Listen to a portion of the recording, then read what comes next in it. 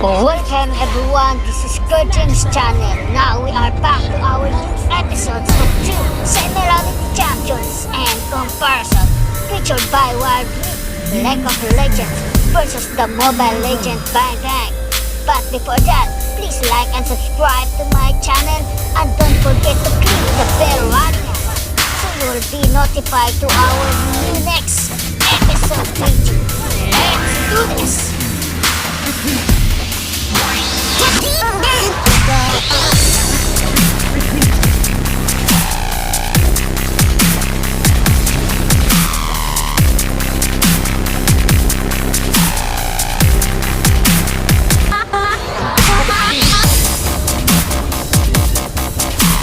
Zed is a melee assassin.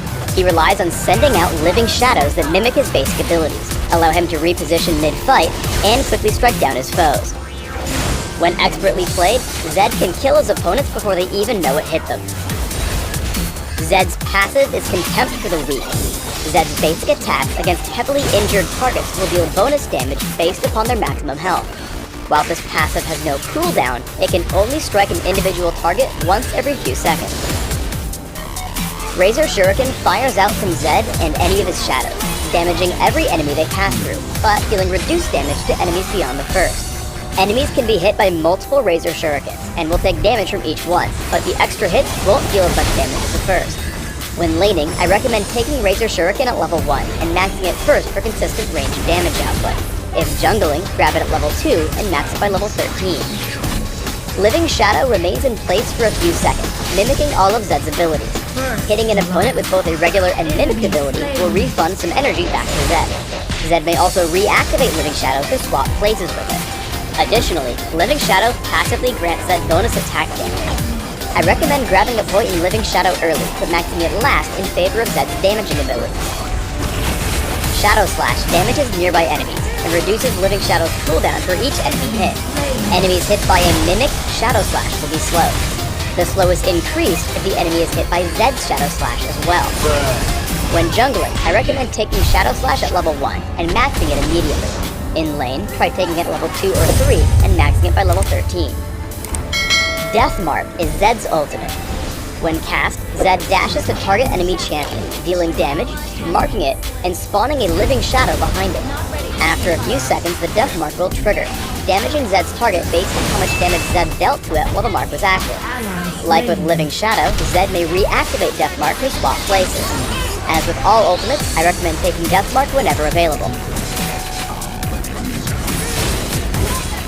In lane, try to poke at your opponents as much as possible. Even though Elise is underneath her turret, Living Shadow into Razor Shuriken allows Zed to deal some damage without fear of counterattack.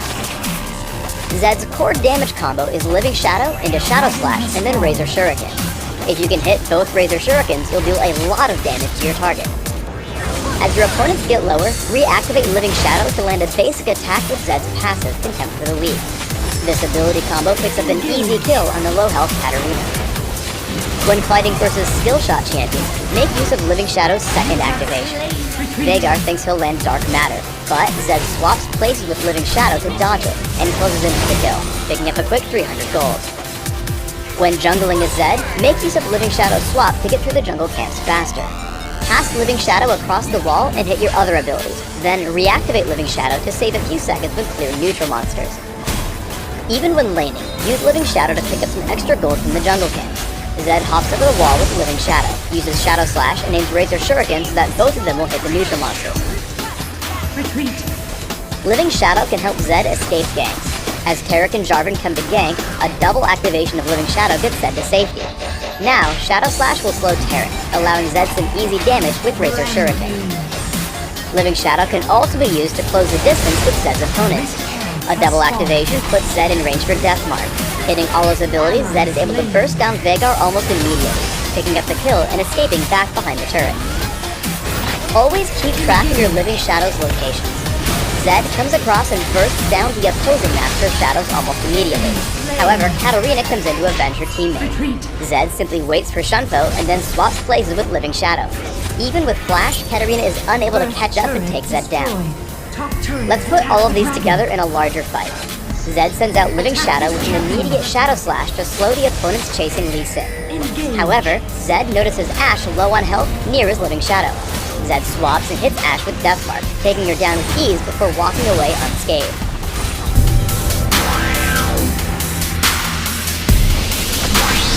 By a great ninja master called Great Master Kusho. Only one other student was able to match Zed's skills, Kusho's son, Shen. Shen and Zed together became the most powerful students in the entire monastery.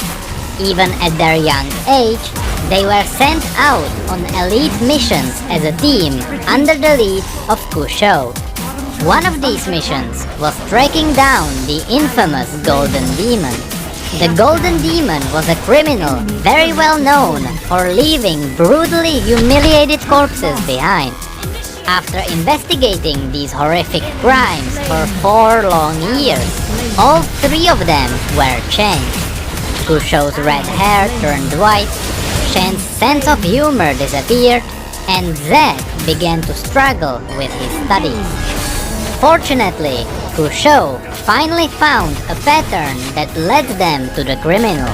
In the end, it was revealed that the Golden Demon was just a stagehand in a traveling theater, working under the name Kerjims.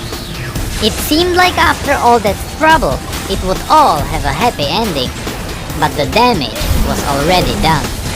When they returned to the monastery, Zed became unstable.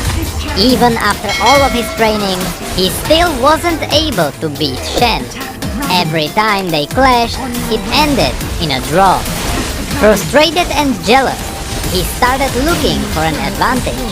He sneaked inside a sealed part of their temple, where he found an ancient box. He knew he shouldn't open it, but he looked inside nonetheless. In an instant, shadows reached out and touched Zed's mind. The gift he received was a dark knowledge of hidden techniques. The next day, he challenged Shen, and this time, he finally defeated him. He expected recognition in his moment of victory, but the master knew that Zed had used the forbidden way, and he banished him. Humiliated, Zed wandered Ionia for years. He didn't want the forbidden techniques to go to waste, and so he started training other ninjas that were also interested in the style of Shadow. Unfortunately, he knew that his techniques would never be perfect without the box. And so, one day he gathered up his students that were now an entire army, and they marched into Kinko Monastery. When they arrived, Zed was surprised that Master Kusho welcomed them as guests. He laid his blade at Zed's feet, declaring that he had failed Zed as his master. By banishing him, he doomed Zed to the shadows instead of leading him to balance. He told Zed to follow him inside the temple, destroy the box, and lead his followers to balance as well. Zed did follow him inside. Moments later, everyone outside heard Zed cry out in pain. Mysteriously, he emerged from the temple unharmed, and he threw the severed head of Kusho at Shen's feet.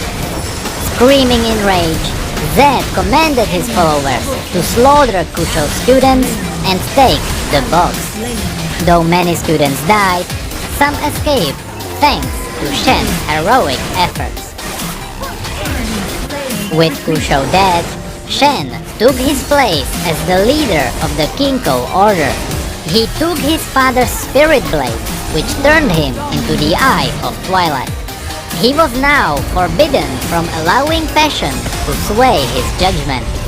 His duty was to take care of both the human realm and the spirit realm by bringing them into a state of balance known as equilibrium. Whenever the spirits or the humans started overwhelming the other realm, Shen had to strike without mercy and push everyone back in line. Shen uses 2 different tools for his job. the Spirit Blade, which allows him to face out into the Spirit Realm to fight the invisible creatures, and the Ionian Steel Saber, capable of splitting living beings in half with a single strike. Even though Shen walks a lonely path, he doesn't always walk alone. The mortal Shadow Warrior Akali and the lightning-quick Yordle Kennen are always ready to assist him. Throughout the years of successful duty as the Eye of Twilight, many legends about Shen were born. Legends about fighting 7 demon clan in Ionia, battling the Skin Devourers from the Black Steppes of Freljord, or even the story told by the Noxians themselves. Apparently one day, Shen suddenly appeared in the central court of Noxus. It seemed as if he was fighting something invisible to the onlookers. He was phasing in and out of existence so quick that no one knew what was going on. That was the day Shen saved Noxus from the evil within. One of Shen's recent travels brought him to an Ionian fishing village. A fisherman from this village told Shen that his ship was destroyed by a large monster that killed 6 of his men. After listening to his tale, Shen decided to investigate the shipwreck himself. Fortunately, the investigation was quickly over as he found a silver hair. Most people would overlook it, but Shen was no ordinary man. The hair dissolved into nothing at his touch, indicating that it wasn't from this world. A demon. You must have sailed into its path, Shen said. The fisherman nodded. The barrier between the two realms was very thin in Ionia. A spirit could easily wander into the mortal realm, and as the Eye of Twilight, it was Shen's duty to strike the beast down for killing 6 mortal beings. You need not worry, I shall have the monster before nightfall, said a voice behind Shen. Shen turned to see a holy man stand by the local temple. Few acolytes stood around him, carrying the necessary tools for a cleansing ritual. Can we count on your help, sir? The man asked. Balance will be restored, Shen answered.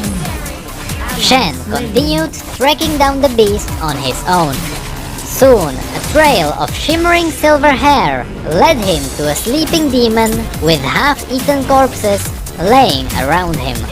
Without a sound, Shen got closer to the demon and drew his spirit blade. Before he could ready his strike, loud ghastly screeching echoed through the air. Shen could identify the noise. He heard it many times before. These were the cries of dying spirits.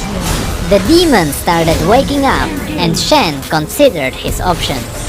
After a brief moment, he clapped his hands together and disappeared into a vortex of energy. He arrived back at the shipwreck. He saw smoking pools of black ooze evaporating into the air. These were the remains of the spirits the acolytes caught.